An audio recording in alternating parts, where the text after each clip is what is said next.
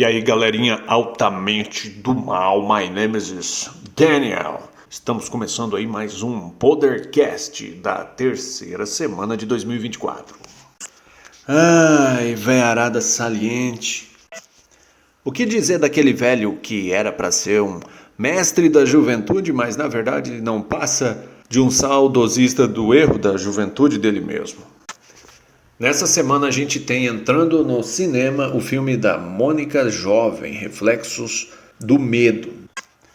Também tem um filme aí, Mergulho Noturno. Esse filme eu nem vou assistir porque eu acompanho um outro canal ali do Dale Nogare. Pesquisa, digita isso aí no YouTube e você vai achar o canal do Dale Nogare. É um cara aí, acho que é professor universitário na questão de cinema e ele faz análises e as críticas dos filmes. Então se o filme já é criticado ali por ele, ganha uma nota baixa, eu nem assisto.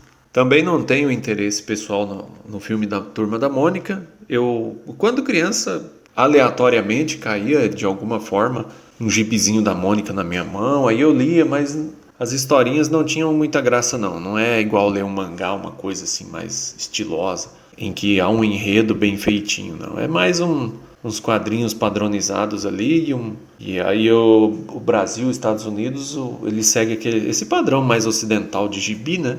Onde um balãozinho contém muito texto e isso daí vai afastando aí a pessoa que vai ler. Notícia que saiu aqui no Portal Oeste, protagonista de Barbie diz que proibiu filhas de assistirem ao filme da Barbie de 2023, grande bilheteria aí em questões de público e arrecadação financeira. Agora, quanto à mensagem do filme, essas coisas, é outra coisa. Pelas frases que o Ryan Gosling falou, dá a entender que ele acha inapropriado que as filhas dele vejam ele fazendo o papel de Ken. Os portais, eles deduzem que é pelo homem fraco que ele representa no filme. Mas também pode ser, no meu caso, eu já imagino que pode ser por alguma erotização que o personagem dele tem, né, no filme. Mas o que a gente viu no público do filme da Barbie foi muitas mulheres e com as suas filhas, pequenas de qualquer idade. Como se o filme é recomendado para maior de 12 ou 14, mas se você for um adulto e acompanhar a criança no filme, ela pode entrar. E isso foi o que foi mais comum no filme da Barbie. Muitas crianças assistiram, acompanhado aí de seus pais responsáveis. E o próprio Ryan Gosling não quer que as filhas dele vejam o filme ainda. O próprio Ken do filme, algo de muito errado não está certo nessa matemática aqui. Uma outra notícia aqui também que me chamou a atenção para comentar essa semana: os brasileiros gastaram mais de 50 bilhões em apostas online em 2023. Você já viu por aí esses sites bet? Tem do futebol, tem da Premier Futebol, tem do Tigrinho, tem de tudo para você fazer aí as suas apostas online e fazer aquela fezinha e ganhar um dinheiro. Há uma entrega de prêmios também, mas, por outro lado, há muito calote nisso daí. A matéria vai dizer aqui que esses 50 bilhões ele é maior do que o Brasil exportou de carne para fora, que chega a 9 bilhões, um negócio assim. E eu acho até que eu ouvi falar de alguma notícia de projeto de governo aí, do Lulio, para cobrar impostos aí dessas apostas que vão ocorrendo. Mas o correto mesmo era privar, era bloquear jogos de azar no país, né? É o mais interessante. O público majoritário aí dessas apostas são homens, jovens e mais idosos. Dá para entender aí que o jovem, ele acredita, devido à cabeça dele ser menor do que o de um adulto, ele acredita que consegue ter sorte na vida e hoje, com uma aposta barata, amanhã estar retirando aí uma grande quantidade em dinheiro. Lei do engano, man. Não é assim que as coisas funcionam e, infelizmente, o jovem só descobre isso depois que vira adulto. Os adultos chegam nessa idade aí de descobrir que as coisas não são fáceis e olham para a sua juventude com uma tristeza de que eles deviam ter trabalhado e guardado dinheiro a cada dia, em vez de ter ficado apostando em coisas sem sentido, coisas utópicas. E o velho, o que dizer dele, né? O cara vai ficando velho, em vez dele ter uma continuidade de inteligência da vida, ele passa a voltar a ser criança. Eu conheço velhos que sonham todos os dias com o seu tempo de juventude e gostariam de estar vivendo a sua juventude com a cabeça deles de velho de hoje. Então, praticamente, a idade adulta deles, da maturidade, não foi alcançada. E como já ouvi dizer, né, num estudo de filosofia, você não fica maduro só porque ficou velho. Você pode ainda ter essa cabeça do jovem que quer ter relacionamentos com as mulheres, quer manter ali uma vida ativa sexualmente, quer ganhar dinheiro fácil, ainda não entendeu que o dinheiro ele sai da mão de um e vai para a mão do outro, né? Então você tem que fazer ou oferecer um produto, é sempre uma troca equivalente. Para quem já assistiu um pouquinho daquele desenho Fullmetal, é um desenho, um mangá sobre alquimia, e você sempre tem que fazer uma troca equivalente. Acho que no desenho o menino ele quer trazer alguém de volta à vida, e aí dá tudo errado, e aí no fim acho que ele acaba trazendo uma forma de vida lá esquisita, e ele perde um braço, e o irmãozinho dele lá entra numa armadura lá, tipo, dá vida a uma armadura, perde todo o corpo dele, e traz lá uma forma de vida esquisita lá para a realidade diferente do que eles estavam querendo. Mas isso daí mostra que as negociações, o mercado, o jeito de fazer dinheiro depende de uma troca equivalente. Então você dá um produto e a pessoa dá um valor em dinheiro que vale equivalentemente a esse produto. E isso daí não existe nesses jogos de aposta, porque ele tem uma promessa de você ganhe 100 mil reais e você só precisa comprar um número de 10 que custa 10 reais. Só que aí isso daí mostra que não é uma troca equivalente, porque você dar 10 reais hoje e amanhã ser sorteado e retirar 100 mil reais, isso daí não é equivalente. Então, só por esse fato, você já tem que sair fora desses negócios, desses tipos de ganho de dinheiro, porque eles vão acabar enriquecendo só a pessoa que está fazendo aí, encabeçando a rifa, e não as pessoas que estão comprando os números para tentar aí a sorte. E como o ser humano quer levar uma vantagem, uma sorte em tudo, existem também as outras pessoas que sabem disso e tiram vantagem disso. Num vídeo passado, no primeiro vídeo da primeira semana de 2024, eu falei que estava querendo descobrir o princípio do canal. Então, continuando aquela ideia, eu descobri, essa semana eu estava ouvindo aí um podcast sobre o Olavo de Carvalho, e eles comentaram que o Olavo deu uma frase para os alunos dele para seguir. E esse aqui vai ser o princípio do nosso Podercast e também de todas as outras coisas que eu vier a produzir aí. Abre aspas. Minha esperança é que os meus alunos, com o tempo, consolidem um genuíno estilo brasileiro de alta cultura, inseparavelmente popular e erudito, engraçado até o ponto de matar de rir, com clarões de lucidez escandalosa que parecem loucura à primeira vista, sem folclorismos veados, profundamente cristão sobre uma aparência enganosamente obscena. Aristóteles, no programa do Alborguete, cogito ergo mussum, isso há de acontecer se Deus quiser. Fecha aspas, Olavo de Carvalho.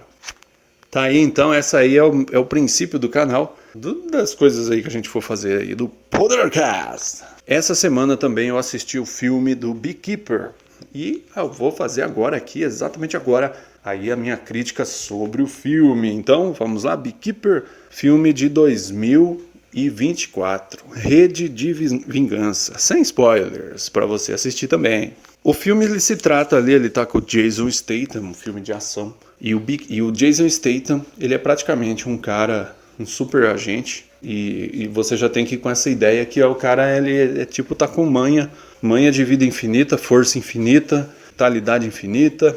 E qual que é a graça do filme? O filme é, como o nome já diz, Rede de Vingança. Vai ser uma daquelas ideias de acontece uma maldade ali, né?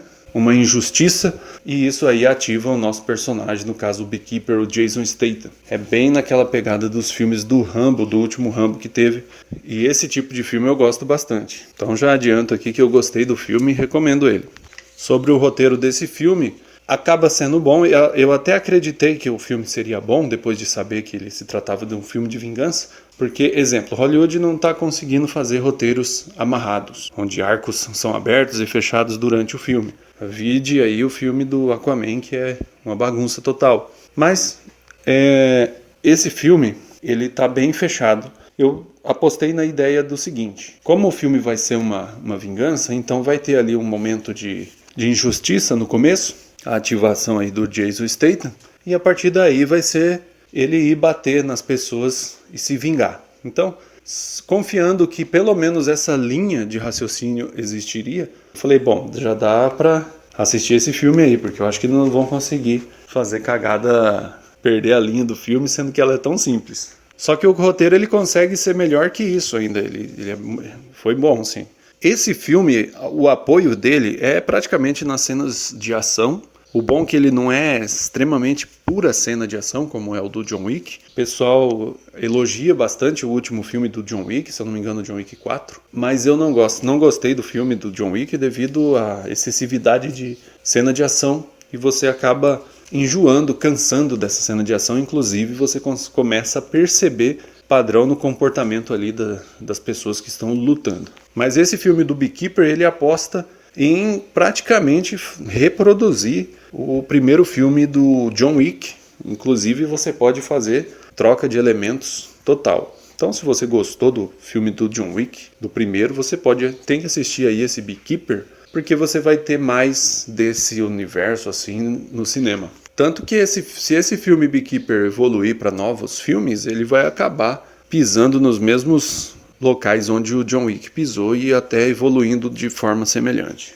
Se o filme desperta emoções, não questão de emoções de tristeza, alegria, assim, não desperta. Vou dizer que uma sensação que você possa sentir no filme, uma leve satisfação ali de ver as pessoas do mal apanhando.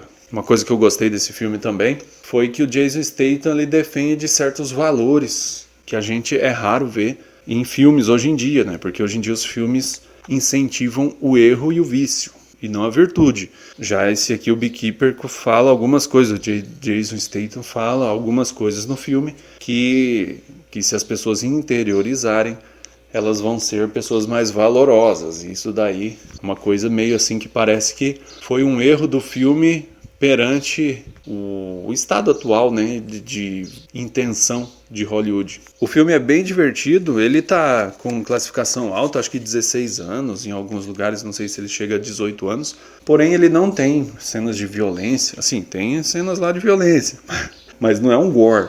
O que esse filme tem também bastante são palavrões, então pode ser isso daí que palavrões, a dublagem lá colocou os palavrões à moda brasileira lá. Então você vai ouvir lá alguns palavrõezinhos pesados durante o filme. Pode ser isso aí que elevou aí a categoria, classificação indicativa desse filme. Porém, ele é bem mais leve visualmente. Questões das mortes são bem censuradas.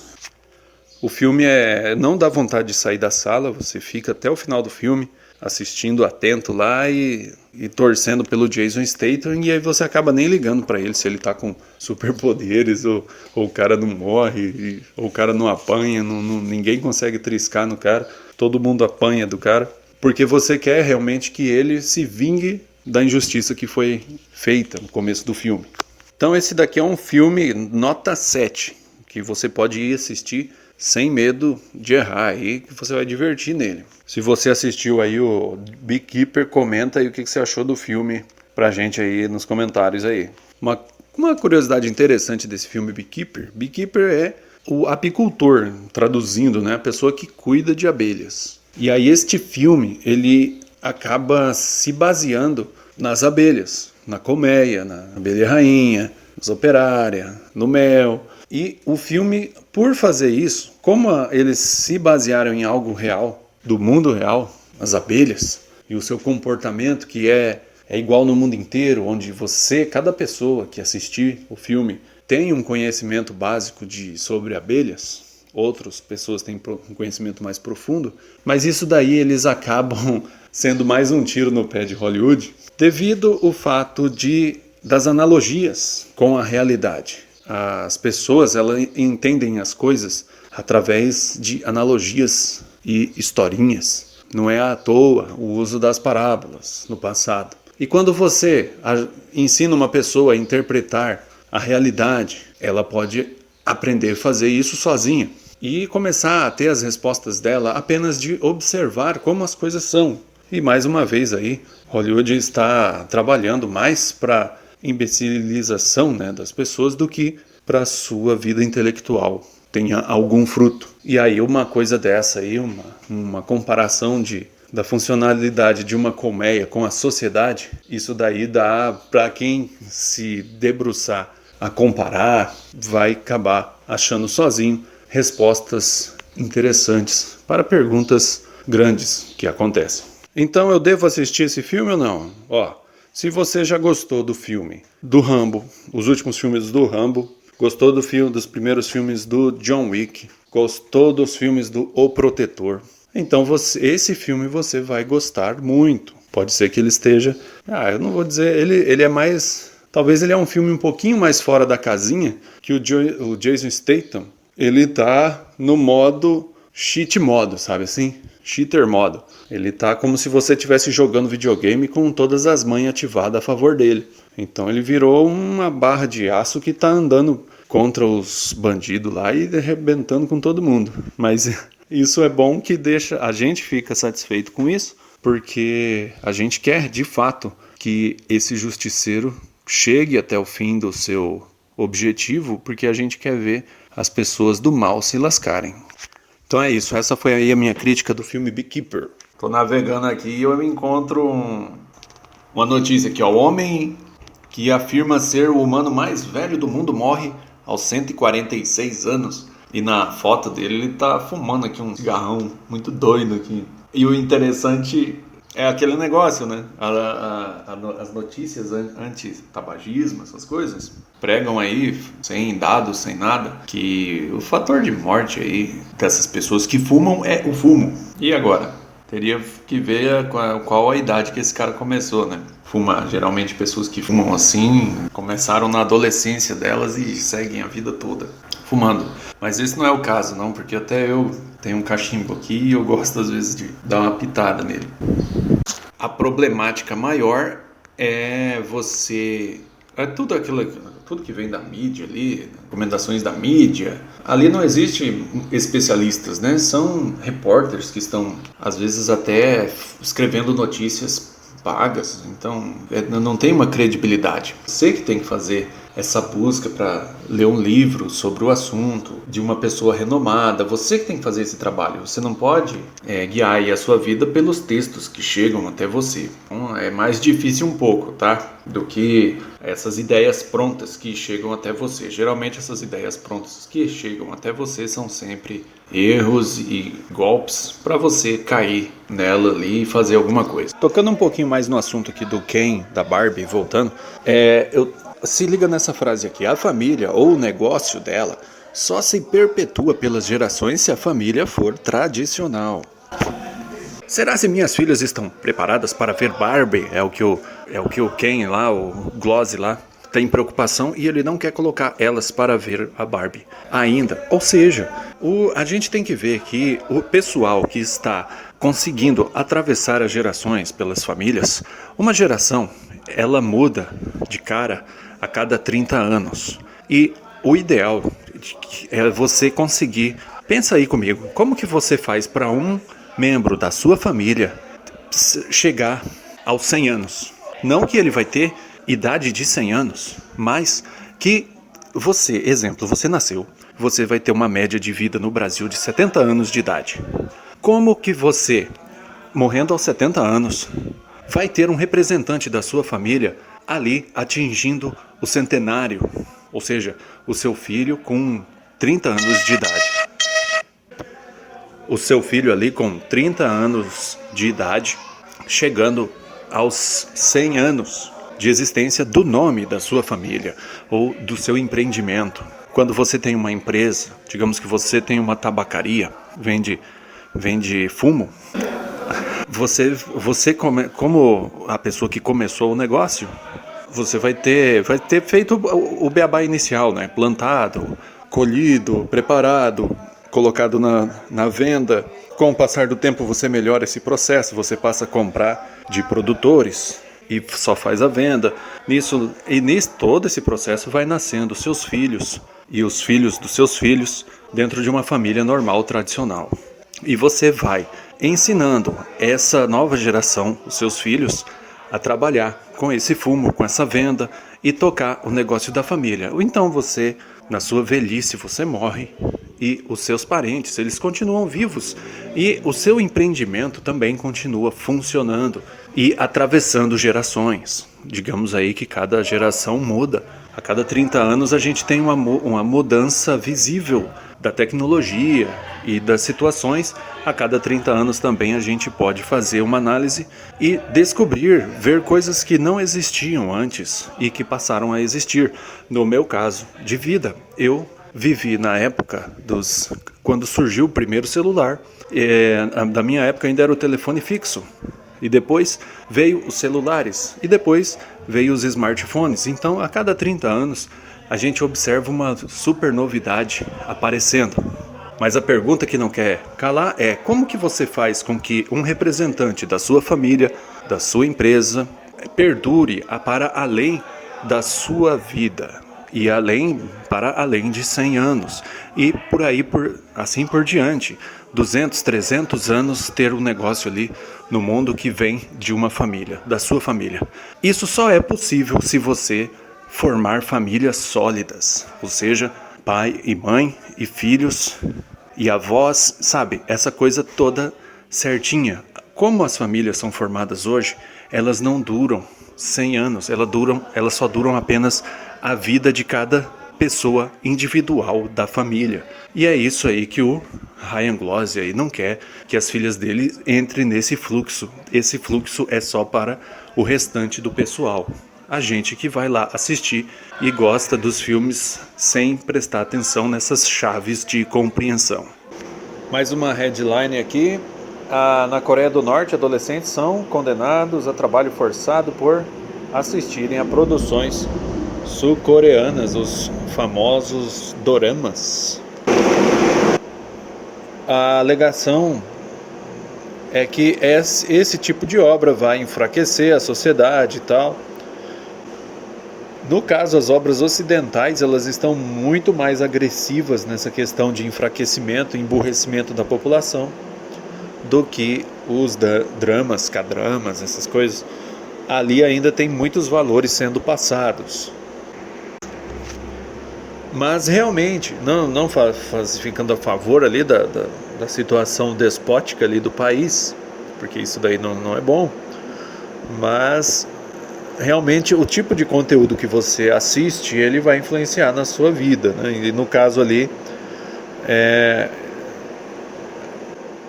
nesse caso específico, há muita briga política e essas coisas. Mas falando um pouquinho mais para a gente aproveitar esse gancho da notícia e melhorar para a gente, é importante a gente cuidar do que a gente assiste.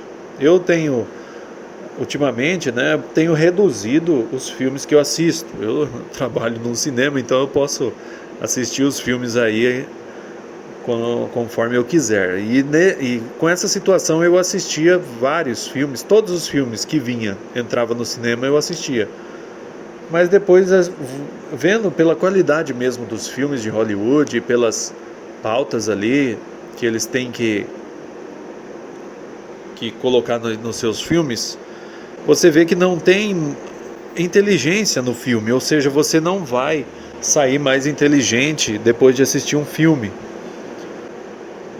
E na verdade vai ser o contrário, você vai sair com mais problemas na cabeça, ainda mais se você levar a sério tudo que está sendo feito ali.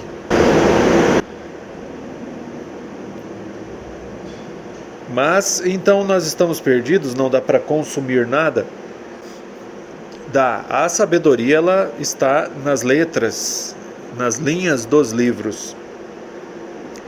É aí que está a sabedoria. Por isso que eu também busco ter aí uma vida intelectual e de leitura diária. E é o jeito para você também começar. Mas é isso aí, esse foi o Podercast dessa terceira semana. vamos aí, a partir de amanhã, começar já as gravações do próximo. Falou! Curte aí, compartilha, comenta. E se você quer discutir aí alguma coisa comigo, entre em contato aí, pode ser até pelo comentário mesmo do vídeo. E a gente faz um podcast aí, conversando aí sobre algum tema.